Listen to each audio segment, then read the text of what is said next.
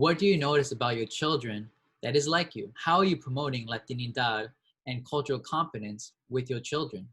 How do you have open discussions with your children about racism and other inequalities? Hi, my name is Francisco Escobar, and Latin Entertainment presents Conversamos.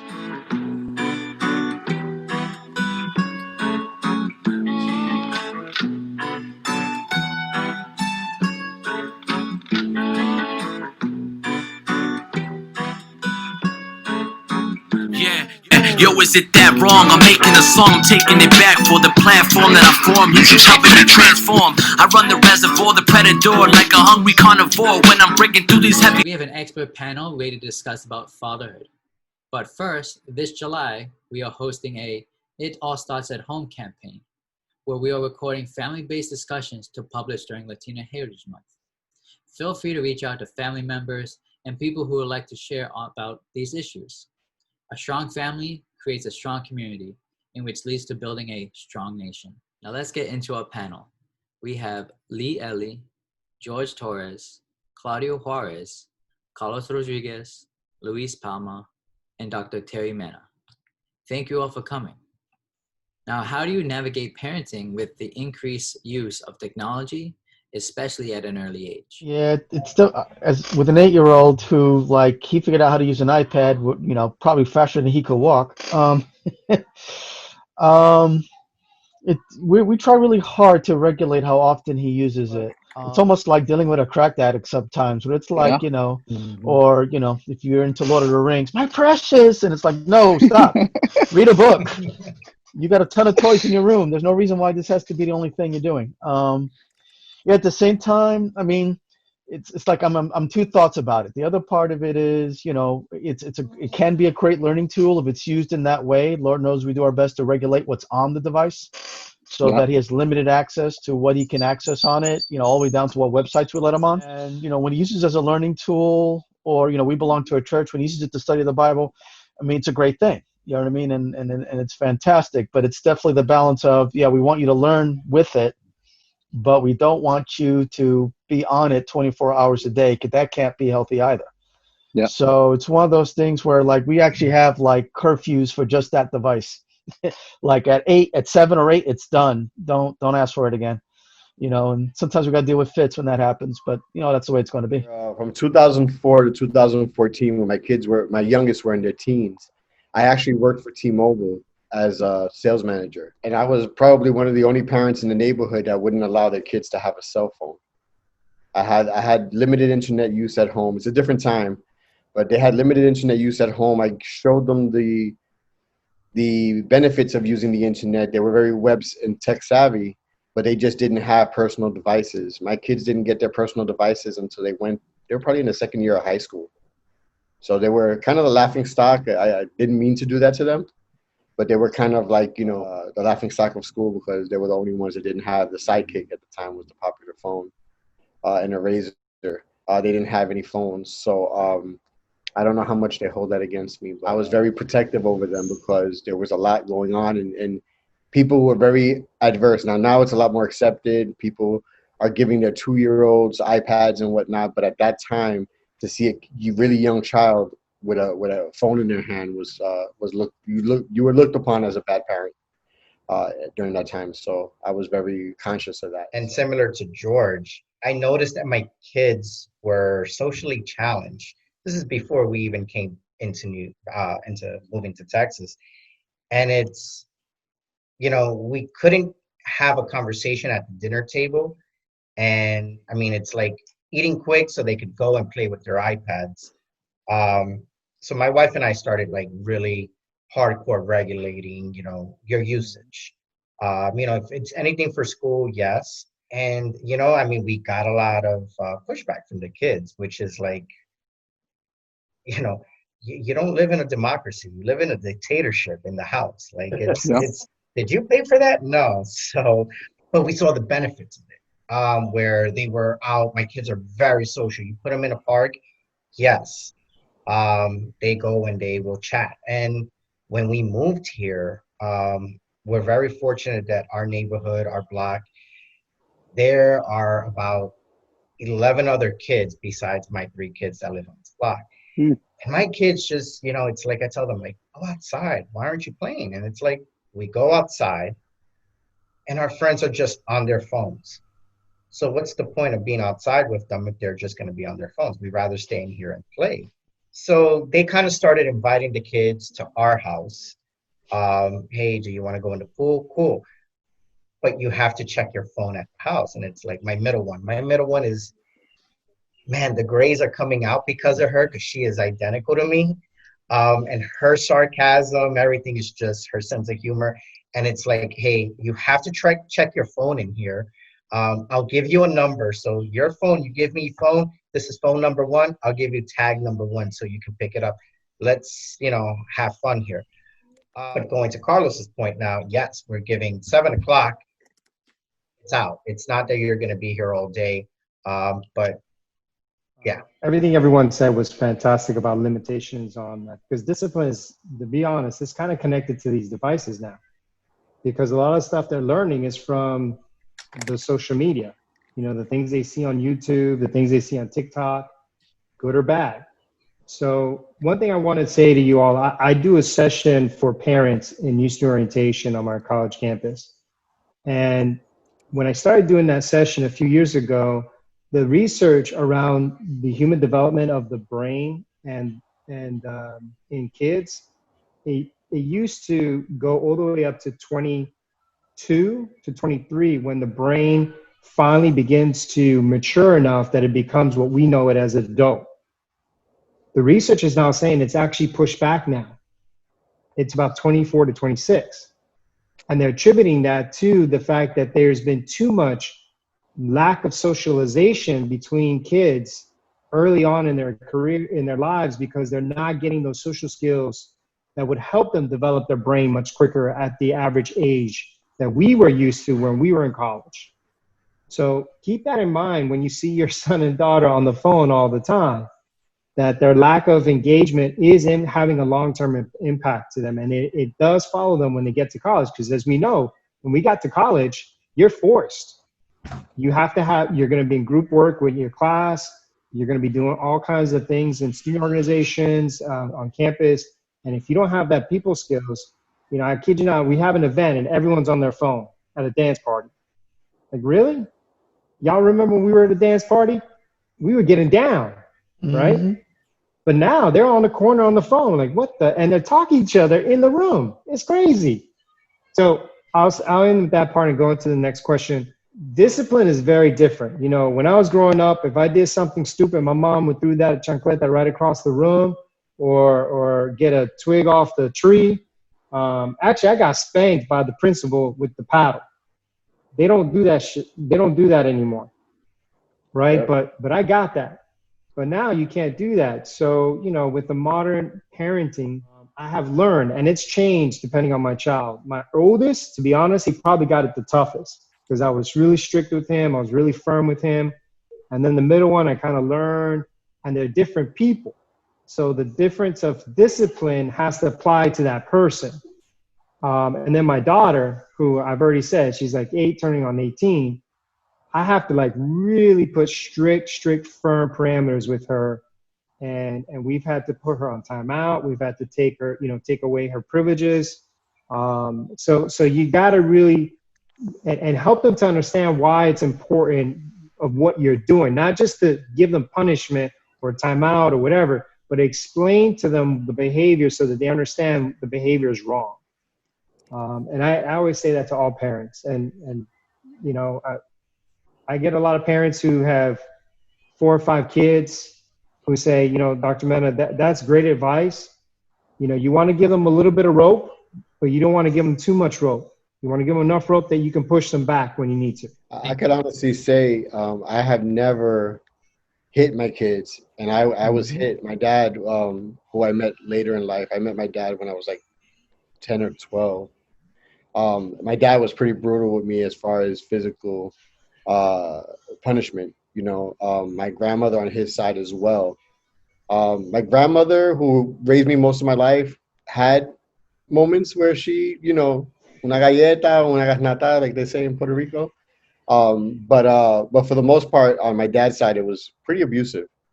Even just the kind of labor that I used to do in the house, my chores, scrubbing, for example. I had a driveway that was like 3-car driveway in our house, and I would have to scrub that floor every Saturday on my knees with a brush. Not even with a broom, not even with a big brush or whatever. I had to get on my, so it was a very different, like, two different sides, right? My grandmother was, she knocked sense into me when she needed to, and I deserved it. And my dad was just like all out, like, I'm gonna F you up. So, I got the belt in the merry-go-round, grab one arm and just get hit with the belt. I've got hit with switches. I've gotten hit with extension cords. I've gotten hit with pieces of wood. I also went to a Catholic school, Catholic public school in Puerto Rico, Papa Juan 23 in Bayamón. And in that school, the nuns and the teachers were allowed to hit you during that time. This was like 1982 to 86.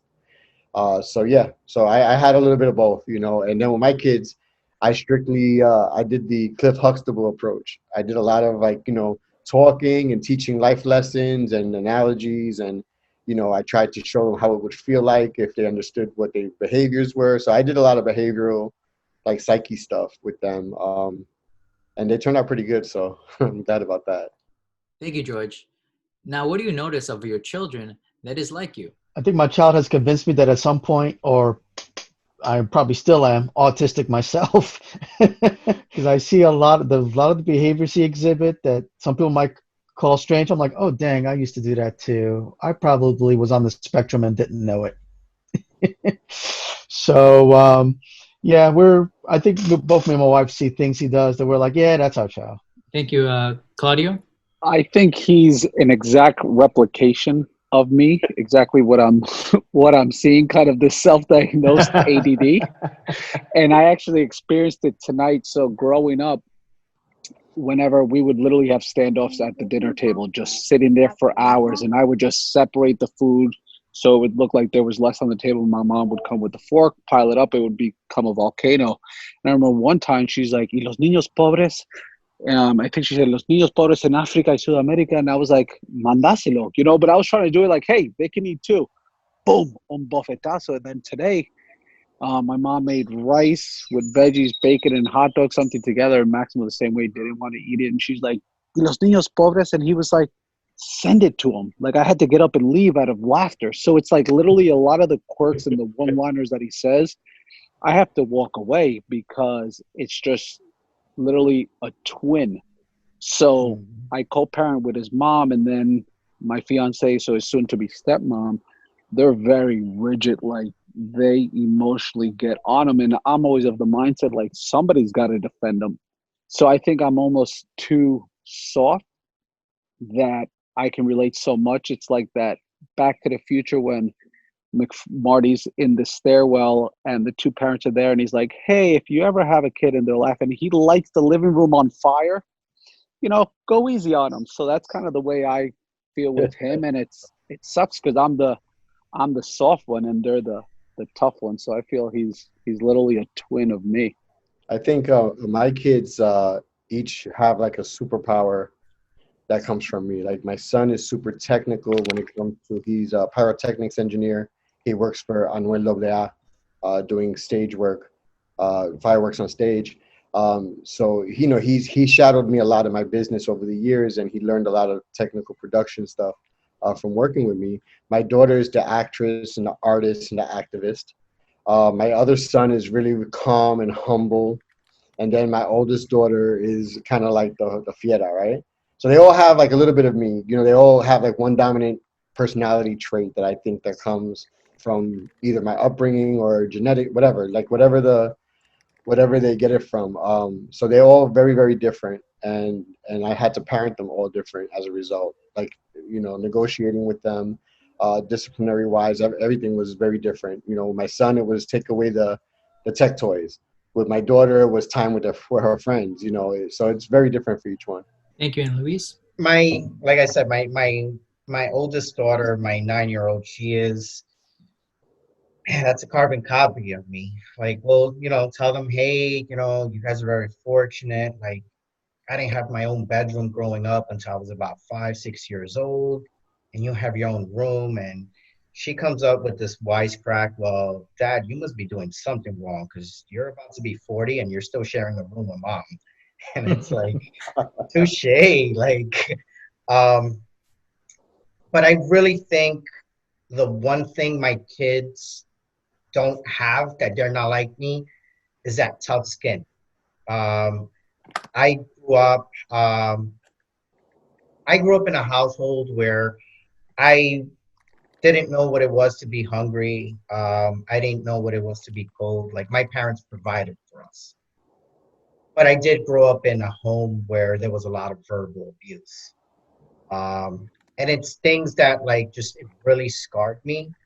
And it was like, hey, that's not what I want to be when I'm a parent. Like it gave me very tough skin, like to just, hold it inside and I'm glad that my kids don't have that tough skin. I don't, in a way I do want them because I don't want to, for words to just hurt them.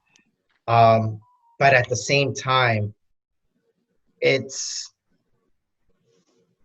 I wish that they had that tougher skin, but I'm glad they don't. And if they do get the tough skin, it's not on my account. It's not because of any mistakes that I've done as a father. How are you promoting Latinidad and cultural competence with your child? We have like set times that we kind of talk about our family history so that my kids can, know where their grandmother came from and the motherland that she came from and her mother and my wife's family.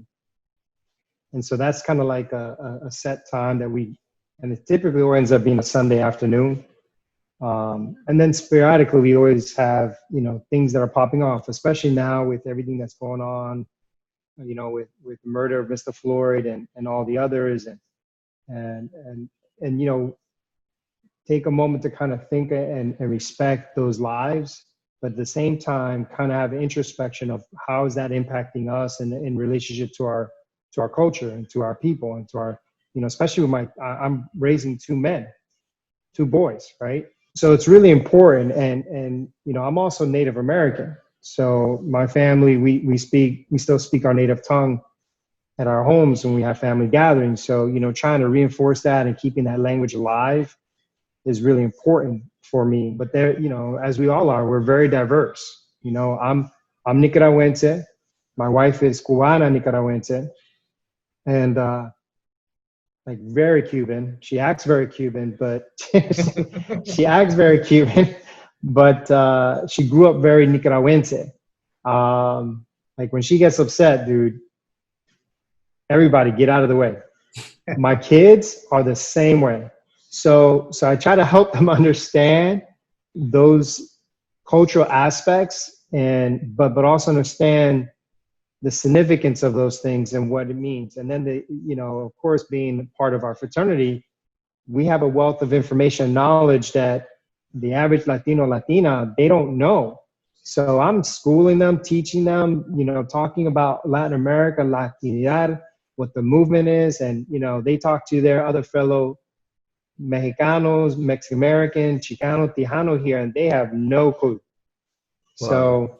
So it's a big piece of pride, just like George said earlier about, reinforcing all these traditions that we have. And it's a different type of tradition compared to our parents too. So, because, I speak Spanglish. I don't speak 100% Spanish. I mix in English, Spanish, and also, of course, Native American. Mosquito. I'm Mosquito Indian from Nicaragua. So I dream in all three languages. So wow. It's important. It's very important. It's important to me, and it's important to our family. So with me, I'm a white passing Latino. I'm Puerto Rican. My family is pretty Puerto Rican across the board. Like there's not a whole lot of mixture prior to my generation. Everything else comes in afterwards. So my children, there's two children from each marriage, right? So my first two children are Haitian American. So they're for all intents and purposes, actually all my kids are black for all intents and purposes, but Haitian American are my first two kids. And because of the nature of the co-parenting relationship between me and their mother, I didn't get a chance to promote that much Latinidad. I think with my oldest son now, that we have contact, he actually lives 3 blocks away from where I'm subletting right now. So I get a chance to see him every now and then. He's getting a lot of the Latino stuff now. He grew up pretty much, him and his sister grew up as Black kids in the projects over in Queens, right in front of city, Queens College. Now, my twins, on the other hand, are Black, Italian, and Greek, right? I raised them since they were a year old. Year and a half, 2 years, somewhere in that range. I was part of their life, and I raised them until this point. And they don't have Latino in them. They look Latino. They look just like me, which is kind of funny because people are like, "Oh my God, your kids look just like you," and I'm like, "Yeah, it's interesting." But at the very end of the day, they have a more Latino experience because of the fact that they were open culturally to finding out and learning more about me. They love the music, they love the culture, so they're more Latino technically than their siblings. And it's helped them. I mean, like I said, my son, is technically a mulatto. He's white and Black, and he works for Anuel AA, but he has a passion for urban Latino music that brought him to that point. My daughter, she speaks some Spanish. She's an actor. She's an artist, and she's a very pan-cultural person in the sense that she's open to learning about every culture, and that's a very special aspect of her personality. So they have a really good sense. The twins really do have a really good sense of what being Latino is. They've been at protests. They've been to educational summits. They've been to poetry slams. I mean, they have a very full experience as far as being Latino in America, ironically not being Latino at all. So it's a very interesting mix of my kids and how they interact with each other and how they interact with culture in general. Thank you. And Luis? We always tell our children, coincidentally, my wife and I, we didn't meet until we were in college, but when we were kids, we were both going to the same Spanish-speaking school that Claudio probably knows it, in Queens, and I believe it was a Uruguayan school. Every Saturday morning, my parents just did not want me to lose Spanish. Spanish was my first language. And I mean, we've tried to instill that in our children, like, the importance of speaking Spanish, not just for cultural purposes, but also professional purposes. Like that's Spanish is the second most spoken language in the United States today. And, one day it's going to be tied with English, and hopefully one day it may surpass it. We have our Latino night once a month, where nothing is spoken in English in the house. Everything is just spoken Spanish.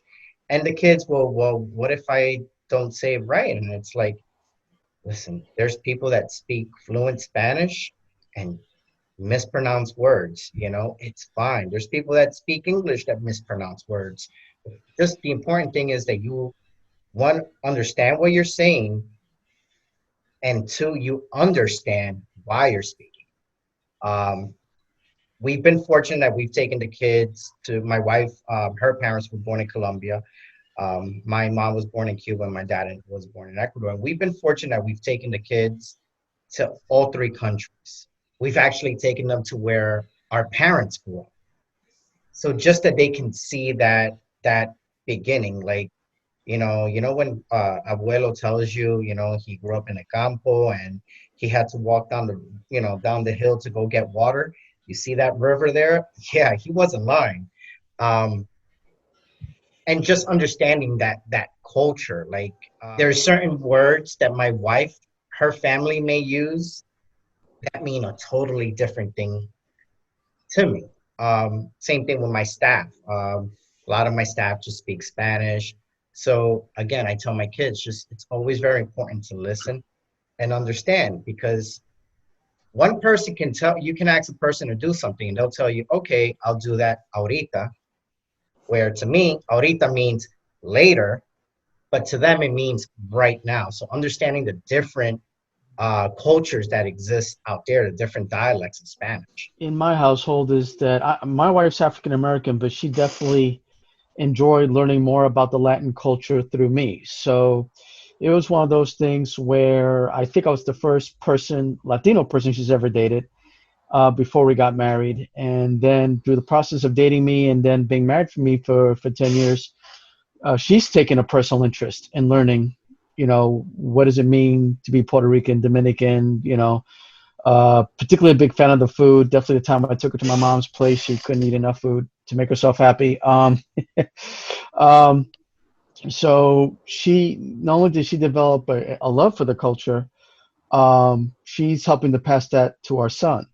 So, certainly my son knows he's Puerto Rican and Dominican, and there's definitely certain foods he enjoys eating. We tried teaching him Spanish when he was very, very young. It didn't take as well as I hoped it would.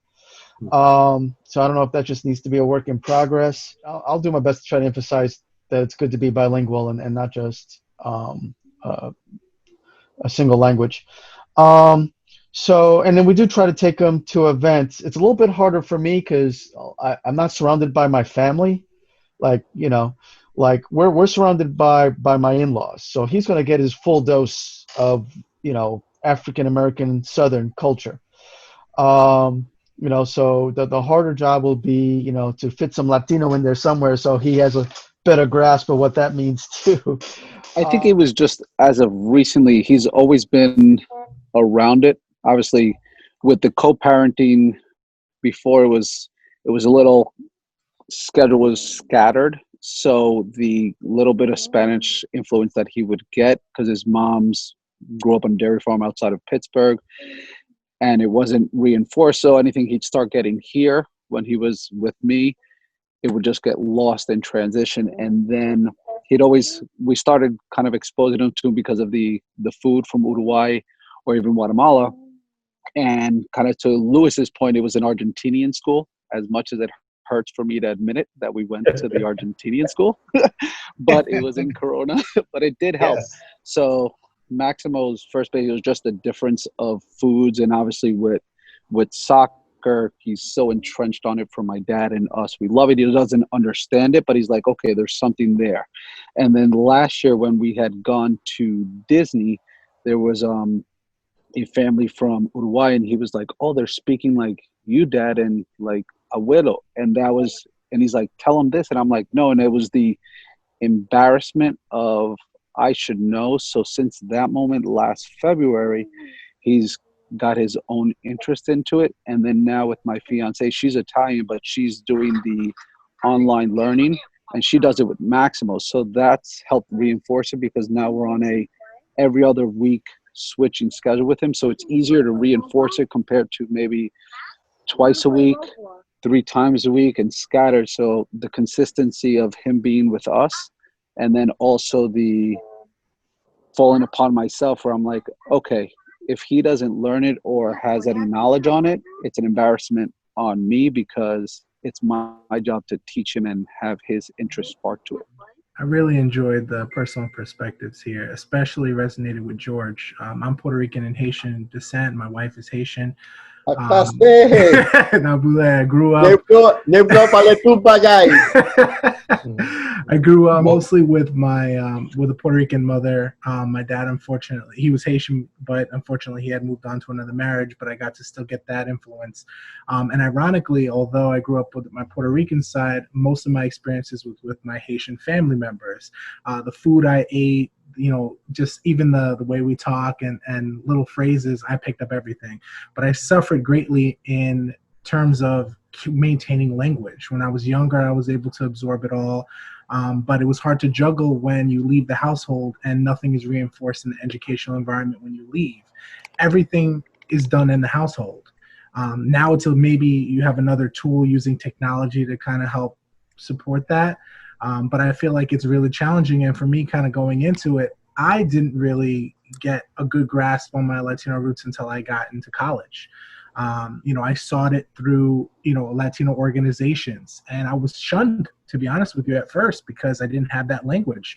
So I wasn't a quote unquote real Latino.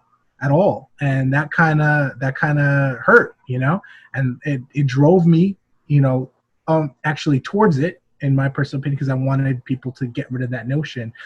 But there are a lot of people that I know that went the other way, and they said, you know what, then I'm not a real Latino, and they kind of left that part of them behind. And I was fortunate enough to be, involved in a Latino organization, a fraternity, that also helped me kind of reinforce the language. But I still have that big gap missing. So I want my kids to grow up. I mean, my mother speaks Spanish.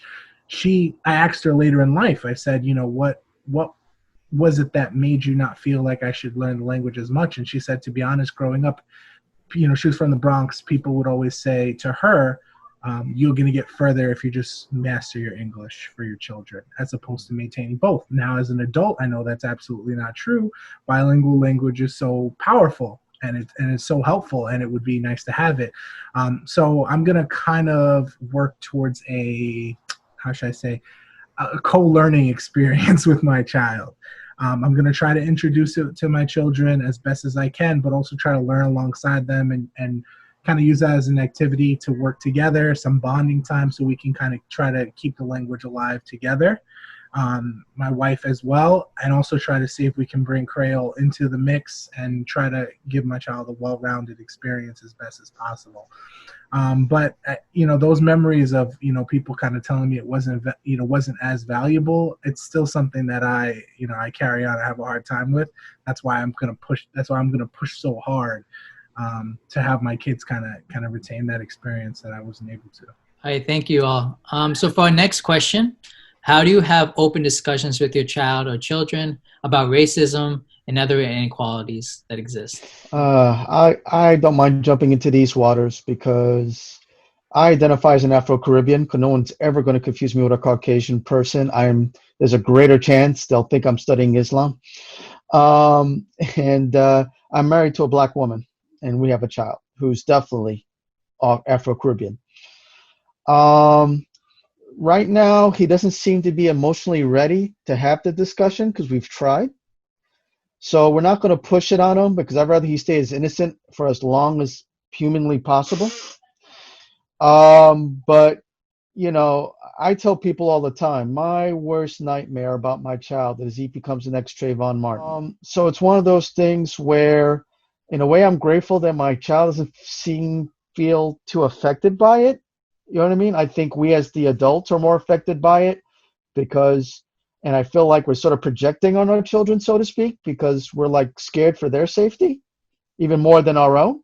So it's just one of those things where it's like, I'm always praying that this never ends up on my doorstep, because I'm going to need a lot of fraternity brothers to hold me back from whatever I'm going to do next. But at the same time, I know sooner or later I gotta have to talk with them and be like, look, these things could happen to you. Your job as my kid is to get home safe, regardless of who you're interacting with. If you can get a badge number, because I will take it from there. Just get home safe. You know what I mean? Even if what they ask you to do is unreasonable, as long as you're home safe, I'll take it from there. I will fight that battle for you, because it shouldn't be your battle to begin with.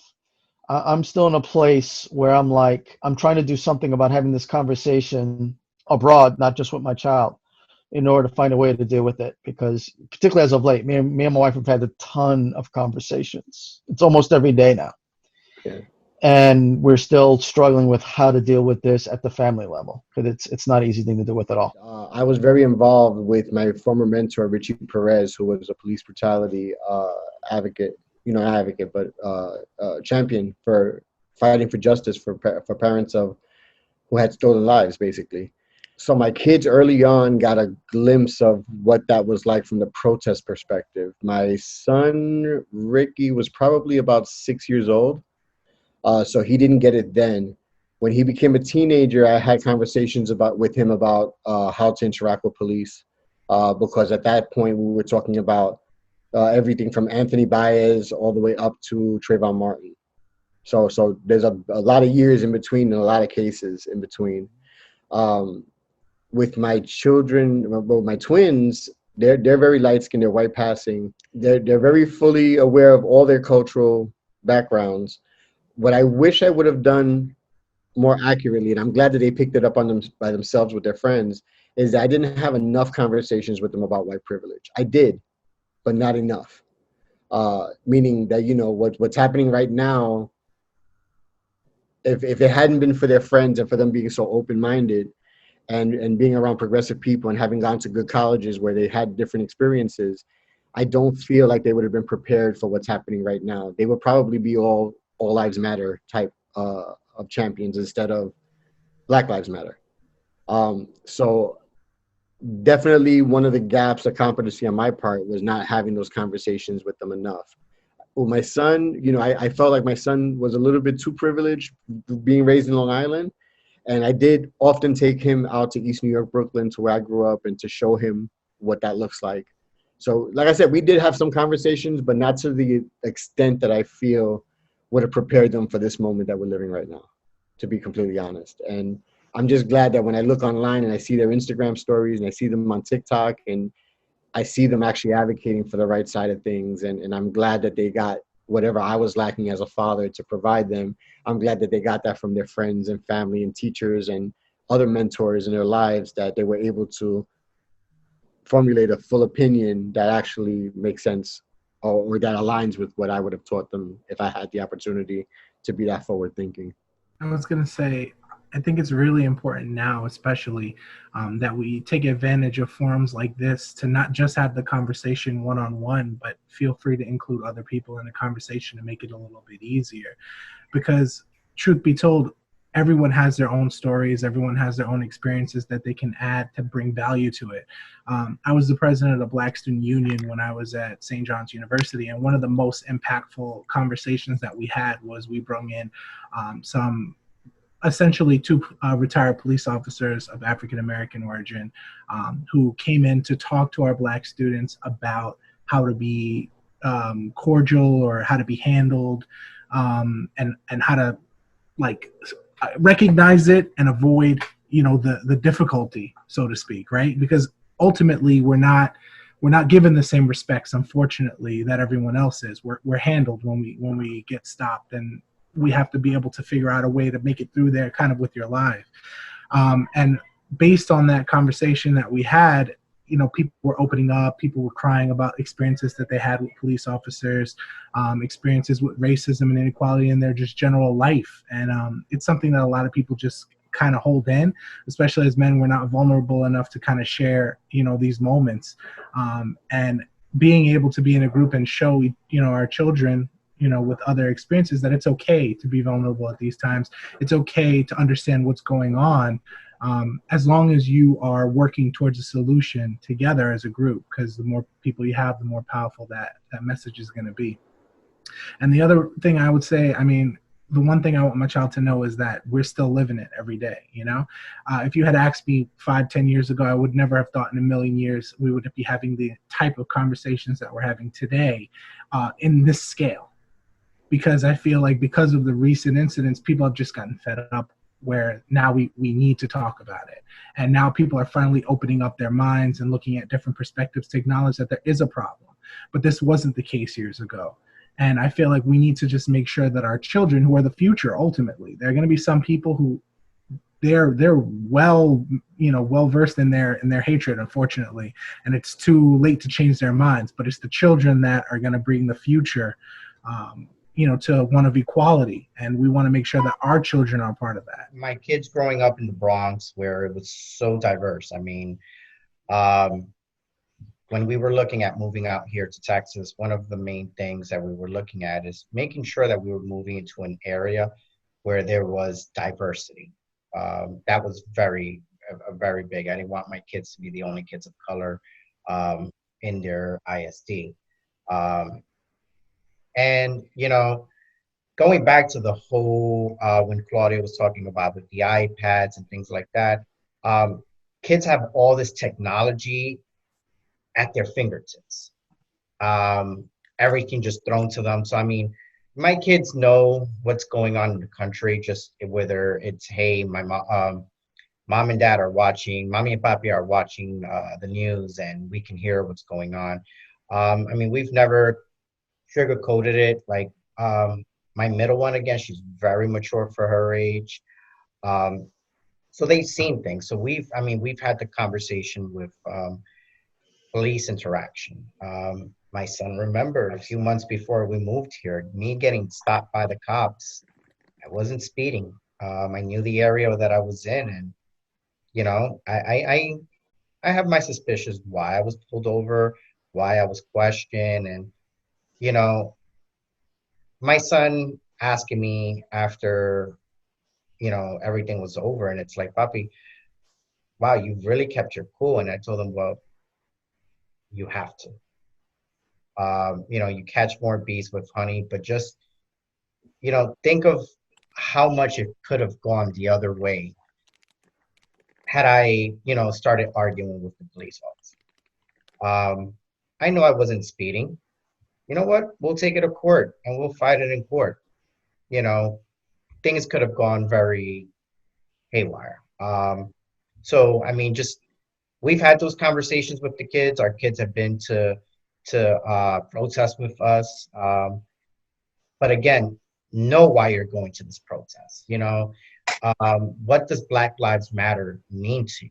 Understand why you're going. Understand the sign that you're holding up. Why did you choose that slogan? What does that mean to you?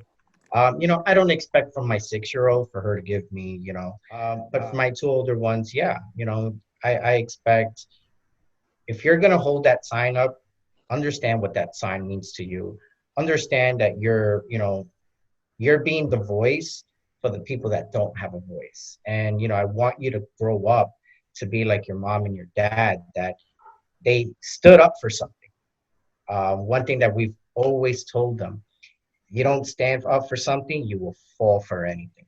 I appreciate everyone's comments, and I think, you know, a couple points that Lee brought up and Luis brought up resonates really deeply with me, because, you know, as men and as Latino men, we sometimes don't show the vulnerability side of us. And to be honest, with all the stuff that's been happening, I've had my own flashbacks of when I've been stopped by the cops for no reason, growing up with my friends or going from a party or whatever the case may be, walking down the street, minding my own business. So, and in fact, just the other day, I was talking to my wife about some of those experiences that I had never shared with her before. And, you know, for her to see her expression, because, you know, she knows me now, right? She knows me for the past 23 years and the 15 years that we've been married. She didn't know me when I was a kid and growing up in the hood, inner city Miami. So those are some real conversations, and I had to even internally process that for me first before I can even have healthy conversations with my kids, especially my oldest, who, you know, the same experiences can happen to him at any moment. So it's been tough. It's been really tough, to be honest with you guys. It's been really tough for me. But I feel hopeful that, you know, as Luis said, you know, we really need to know why we are all supporting Black Lives Matter, and that being at the forefront of the discussion, being the essence of what we're saying and what we're trying to do here, and not forget that. So I you know, I have very honest conversations with them. I don't sugarcoat it. We tell the truth. We talk the truth. We give the truth. And that's the most important thing, even to my youngest daughter, who's 8, who's still trying to figure it all out. You know, we live outside of Houston, and unfortunately we're not living in a diverse community as I wanted it to be. It's a predominantly white. I think there's only 16% Hispanic, Latinx people here. There's probably 4% Black. And so one side of me, I'm worried about. I am worried because they come home every day with stories about what teachers say, what they say about people who look like us, and the other side of me saying, well, you know what? It's better that they get it now, so that they're prepared for life, and that that life is going to give them these kind of situations and more complex circumstances. So for me, I'm kind of torn. But I think it's tough, man. It's really tough. So, Francisco, I'm sorry. I wanted to interject because I'd be remiss if I didn't mention this. A lot of people, a lot of the older brothers may know this already because they've heard me talk at a conference or something. But my genesis, my story with Sofrito for Your Soul and everything, and my relationship with Richie Perez, my mentor, stems from a 1985 racial attack that I endured with a Dominican friend that happened the same night and a few blocks away from the Howard Beach incident in New York. So I think Carlos and Terry, you might remember this, right, Louis? So that's where it is for me. You know, I grew up in a very Boricua household, but grew up in a black neighborhood. I grew up in Brownsville in East New York. I grew up in a very mixed community, but mostly African American. And growing up, I had like this identity crisis, you know, as to who I was. I was a white-looking Puerto Rican that acted black. So I was like Eminem in 1985. And I got attacked mostly because my friend who was Dominican was darker skinned, but culturally our outfits, our apparel didn't reflect the people from that community. So even if I would have been walking through that neighborhood alone, I would have probably likely to been attacked as well, just because of how I looked. The kind of, we're talking about the beginning of the hip hop era. We're talking about Adidas suits and track suits and raccoon hats and leather jackets, bombers, etc. That got knocked into me. You know, the whole racial inequality thing got knocked into me because somebody hated me for being culturally, even though I looked like them, they understood that I was culturally different. So my kids actually have a very good recollection of like all the different speaking engagements over the years I've spoken about this situation. So I was able to actually add that to the story. So I just wanted to kind of put that out there because, again, when you come from East New York and you're in the streets and you're a titeret, so to speak, right? What you don't realize is that the whole Black Lives Matter thing is even more pressed upon you because the cops see all of us as black. If we're culturally different, if we're not white, we're black. And that's a very big distinction. I lived in the worst neighborhood in New York City for about 12 years straight. It competed with Washington Heights for most murders. So I grew up in this place where we were constantly harassed by the cops. The night that I got attacked in Howard Beach, I literally waited for the cops to get there. When the cops got there, I thought my life was saved, and the cop threw me against the wall and asked me why I was in the neighborhood. Before Claudio goes, I'd just like to share how, like, you know, strong all you gentlemen really are, raising children during these times. It really gets me scared to think, you know, in 10 years, maybe I'll have a kid. And, you know, hopefully there'll be progress where I may not have to go with these issues as a father. But, you know, Francisco, I know you're scared, but it's, you know, you're going to mold your child. Your child should be a direct representation of you, you know, like to George's point, to Terry's point, you know, and kind of going back to, like, you know, the cultural competence, you know, our kids get taught a lot of things that are not part of our heritage. Like, there are certain holidays in our household that we do not celebrate. You know, I'll go right out and just say, like, Columbus Day is not a day that we celebrate in our household. And we've, you know, oh, but mommy, papi, but in school, you know, Columbus, you know, reached the shores, and, you know, and it's like, that's, you know, let's do our research, you know, like, let's see what really happened. Do you really think, you know, imagine somebody just came into, I mean, I know I'm going to the right, but basically it's just, you know, you're going to mold your children. Your children are going to be a direct representation of you. And I mean, I'm sure you're going to be a good dad. I remember when I was in college and I wanted to join up with LSA, but like one of the other brothers here said, you know, I didn't have my Spanish straight down. I grew up in, you know, Bronx, Queens, speaking that Puerto Rican, Dominican Spanglish. And I saw an opportunity to learn from people who come directly from the islands, because it's not that often I get exposed, if they're not from my parents' generation in any event, and feeling ostracized and because I wasn't, it was clear I wasn't directly from the island. And the thing that kept going through my head was, the people who have a problem with me rarely take the time to figure out that you're not from New York City while I am. The people who have that type of problem, they're not going to try to figure out what cubby hole you fit into. They're just going to see you the same way they see all of us. You know what I mean? So to me, I make that point to drive the point home that, I fear for my child, but I know that he has a strong village behind him that will have his back, because, of people who, they'll recognize his individualism, but they understand that he's part of a larger group that is trying to strive for the same successes and that any of us deserve for all the hard work we put in. And I think as long as we lean into that, instead of treating it like it's our individual problem, then I think we'll be okay. I mean, I have been encouraged by everything I've seen as it relates to the George Floyd incident, because it felt like for a period of time, people remembered that we're all in this together. And the type of forces that has a problem with me will most likely have a problem with you if the circumstances were different. That's all it takes. And you could fill in the blank with whatever that might mean. It just depends on the individual and what they decide to mark against them. So I felt like for a time, or at least right now, people are remembering that we're sort of all in this together. So if we don't recognize the pain of the individual, how can you address it for the group?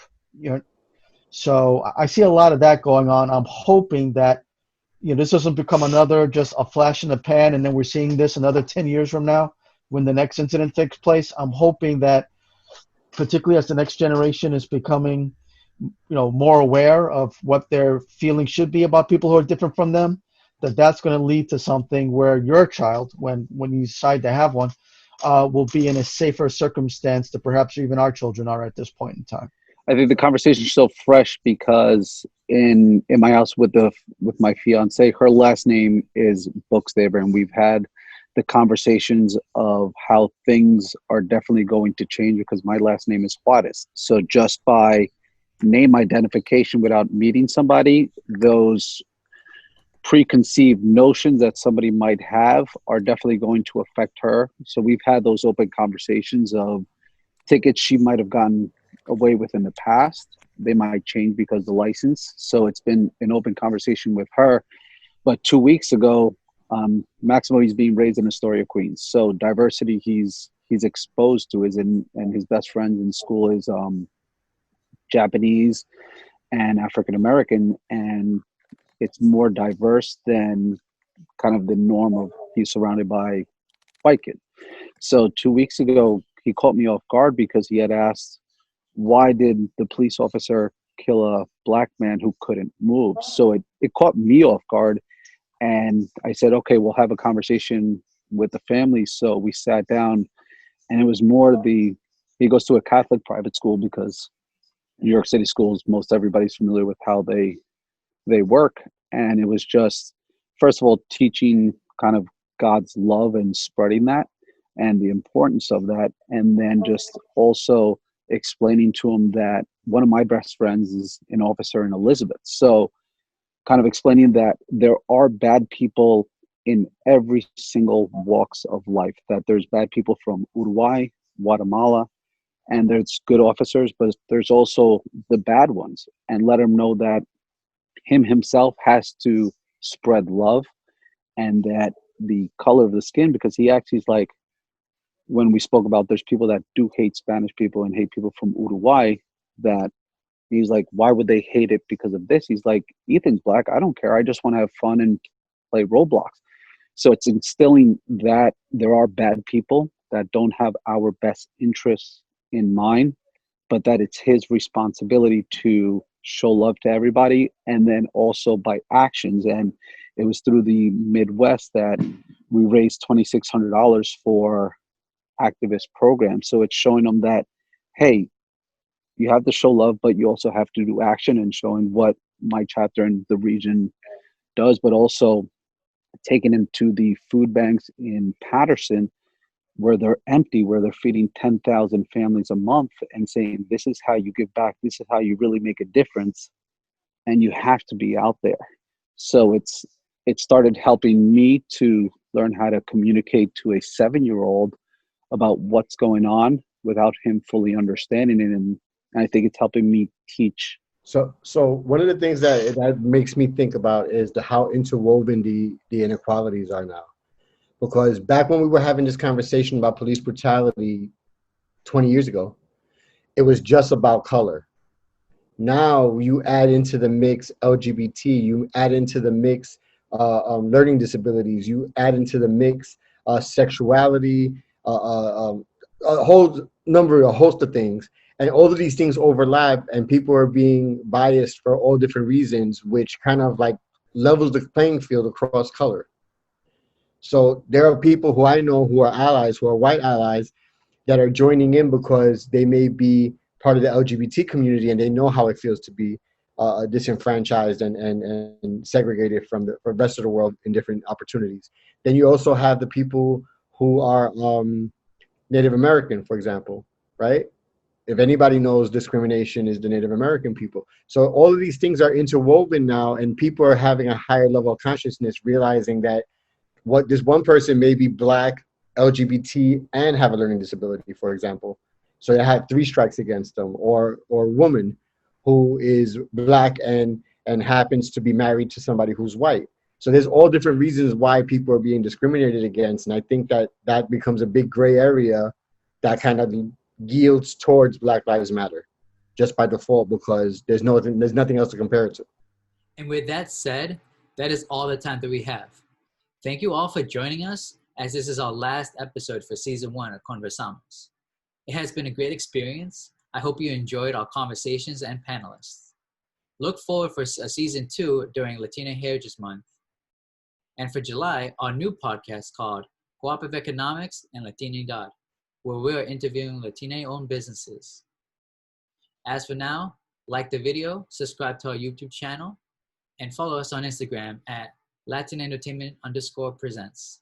And see you next time on Conversamos. Yo, is it that wrong? I'm making a song, I'm taking it back for the platform that I formed. He's helping me transform. I run the reservoir, the predator, like a hungry carnivore. When I'm breaking through these heavy doors, this is Desert Storm. A metaphor to show I'm equipped and informed. I'm striking with the mega force, I'm lukewarm, your crew swarms. With the fear, my lyrics do harm. If you ain't lending a hand, I'm breaking your 2 arms. So listen, I'm sniffing the difference on my mission, I'm craving. I envision these premonitions like Raven, I'm gifted. I say